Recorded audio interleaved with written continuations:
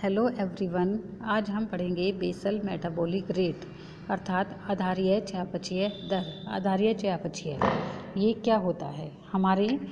हम सभी जानते हैं कि हमारे शरीर में विभिन्न प्रकार की क्रियाएं होती हैं, जैसे चलना, फिरना, उठना, बैठना, कार्य करना, हमारे विभिन्न अंगों को हिलाना, डुलाना आदि। ये सभी हमारी क्रियाएं भौतिक श्रेणी में आती हैं। इनके अतिरिक्त कुछ हमारी क्रियाएं ऐसी होती हैं जो हमारी शारीरिक रूप से होती हैं और इन क्रियाओं पर मनुष्य का कोई भी नियंत्रण नहीं होता। जैसे हमारा दिल धड़कता रहता है, हमारे शरीर में हमारा रक्त संचार करता रहता है, हम सांस लेते हैं, हमारे गुर्दे काम करते रहते हैं और हमारे शरीर में विभिन्न ग्रंथियाँ भी कार्य करती रहती हैं। ये सभी कार्य ऐसे कार्य हैं जिन पर हमारा कोई भी नियंत्रण नहीं होता, ये स्वतः ही चलते रहते हैं। ये क्रियाएं यांत्रिक रूप से अपने आप ही चलती रहती हैं। इन सब क्रियाओं को एक सजीव व्यक्ति के लक्षण भी कहा जाता है और इन्हीं सब क्रियाओं के माध्यम से हमें पता लगता है कि व्यक्ति जीवित है या व्यक्ति की मृत्यु हो गई है। अगर प्राणी के शरीर में ये सभी क्रियाएं हो रही हैं तो इसका अर्थ है कि व्यक्ति सजीव है यानी कि जीवित है। इन सभी क्रियाओं को प्राणात्मक क्रियाएं या सजीव क्रियाएं भी कहा जाता है। इन सभी क्रियाओं को करने के लिए एक निश्चित मात्रा में ऊर्जा की आवश्यकता होती है और हमें जितनी मात्रा में ऊर्जा की आवश्यकता होती है उसके लिए हमें शक्ति की आवश्यकता होती है और इस शक्ति को ही आधारीय चयापचय कहा जाता है। इस प्रकार हम कह सकते हैं कि एक व्यक्ति को जीवित रहने के लिए जिस न्यूनतम शक्ति की या कम से कम शक्ति की आवश्यकता होती है उसे हम आधारीय चयापचय कहते हैं। ये व्यक्ति के ऊपर निर्भर करता है कि उसका आधारीय चयापचय दर कम है या उसका आधारीय चयापचय दर ज़्यादा है। हम इस आधारीय चयापचय को इस प्रकार से ज्ञात कर सकते हैं। आधारीय चयापचय = 1 कैलोरी इंटू किलोग्राम में हमारे शरीर का भार इंटू 24 घंटा। जैसे कि अगर हम कोई भी शारीरिक श्रम नहीं करें तो भी हमें ऊर्जा की आवश्यकता होती है। भोजन करने के बाद इसे नापने के लिए हमें निम्न चीज़ों की आवश्यकता होती है कि व्यक्ति बिस्तर में गर्म व आरामदायक स्थिति में लेटा हुआ हो और भोजन करे हुए उसे कम से कम 12 से 18 घंटे हो गए हों। साथ ही साथ व्यक्ति शारीरिक व मानसिक रूप से पूरी तरह शिथिल हो, यानी कि कोई कार्य हो ना ही शारीरिक रूप से और ना ही मानसिक रूप से कर रहा हो और वातावरण भी सामान्य स्थिति में हो, अर्थात ना ही ज़्यादा सर्दी हो और ना ही ज़्यादा गर्मी हो। ऐसी स्थिति में जो ऊर्जा व्यय होती है उसे आधारीय चयापचय कहा जाता है और ऐसी स्थितियों को आधारीय स्थितियाँ कहा जाता है। अब हम आते हैं आधारीय चयापचय दर।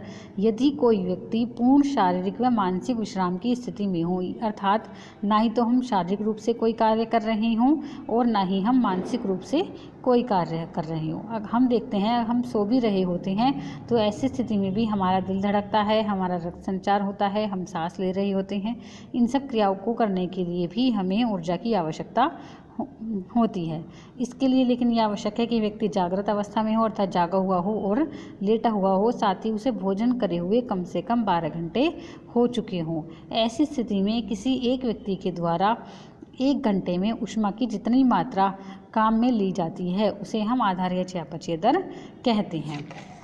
आधारीय चयापचय दर को अनेक कारक प्रभावित करते हैं। जो कारक इस आधारीय चयापचय दर को प्रभावित करते हैं उन्हें हम आधारीय चयापचय दर को प्रभावित करने वाले कारक कहते हैं। इसका निर्धारण विभिन्न क्रियाओं के माध्यम से, विभिन्न कारकों के माध्यम से होता है। फर्स्ट है हमारा शरीर का आकार व स्वरूप। शरीर का आकार अर्थात व्यक्ति मोटा है, पतला है, उसकी लंबाई कम है, ज़्यादा है, उसका वजन कितना है, उसकी आयु के अनुसार है या उसकी आयु के अनुसार नहीं है। अगर व्यक्ति की लंबाई अधिक होगी तो उसका BMR अर्थात आधारीय चयापचय दर अधिक होगा। अगर व्यक्ति की लंबाई कम होगी तो उसका आधारीय चयापचय कम होगा। इसी प्रकार से हमारा वज़न, अगर वज़न हमारा अधिक है तो आधारीय चयापचय दर भी अधिक होगा और अगर वज़न कम है तो आधारीय चयापचय दर भी कम होगा।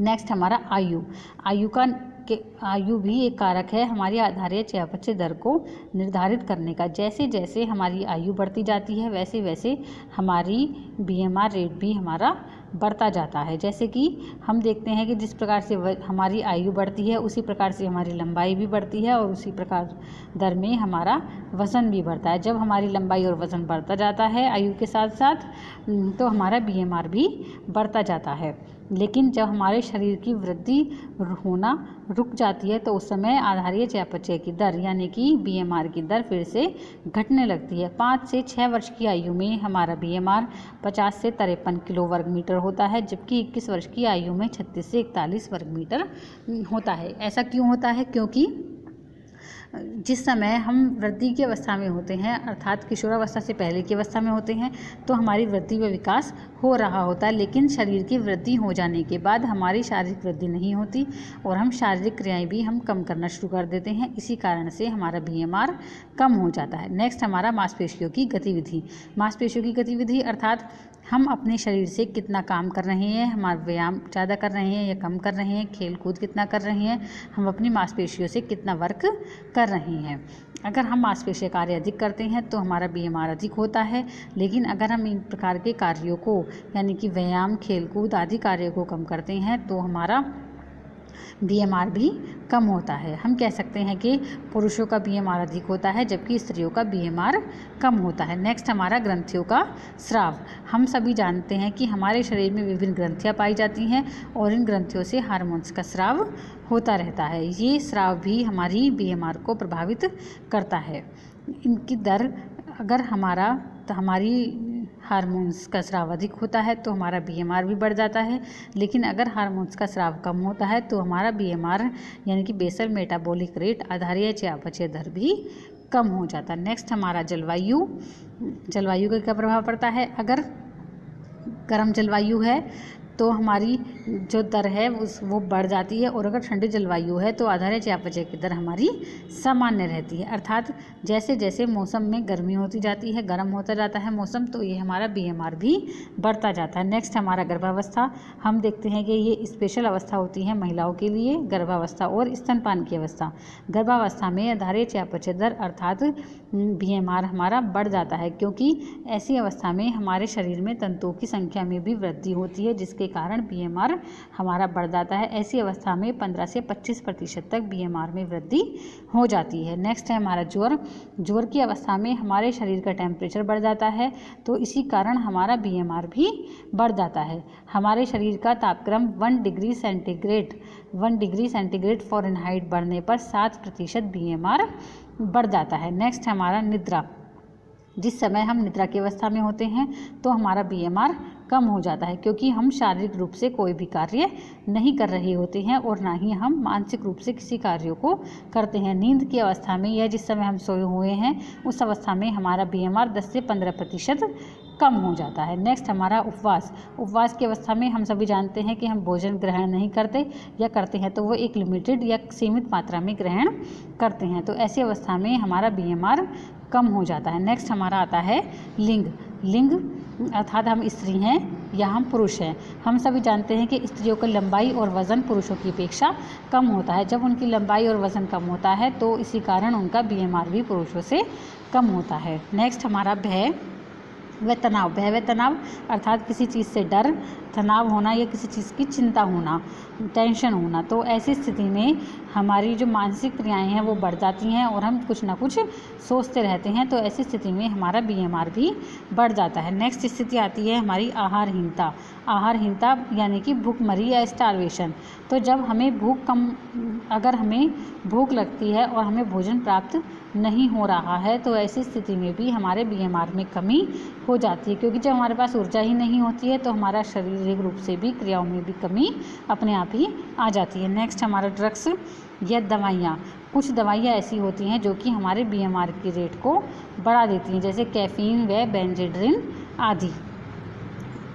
ये सभी वे कारक हैं जो कि हमारे BMR को बढ़ा देते हैं या फिर घटा देते हैं, या फिर हम कह सकते हैं कि ये सभी कारक वह कारक हैं जिनका प्रभाव हमारी आधारीय चयापचय दर पर पड़ता है। और अगर हमारा आधारीय चयापचय दर कम या ज़्यादा होता है तो उसका प्रभाव हमारे द्वारा ग्रहण की गई ऊर्जा पर निर्भर करता है। हम कह सकते हैं कि BMR वह होता है जो कि हम कोई भी काम नहीं कर रहे हैं, विश्राम की अवस्था में है, उस समय भी हमें जितनी ऊर्जा की आवश्यकता होती है उसको ही हम BMR दर कहते हैं, बेसल मेटाबॉलिक रेट कहते हैं, अर्थात आधारीय चयापचय दर।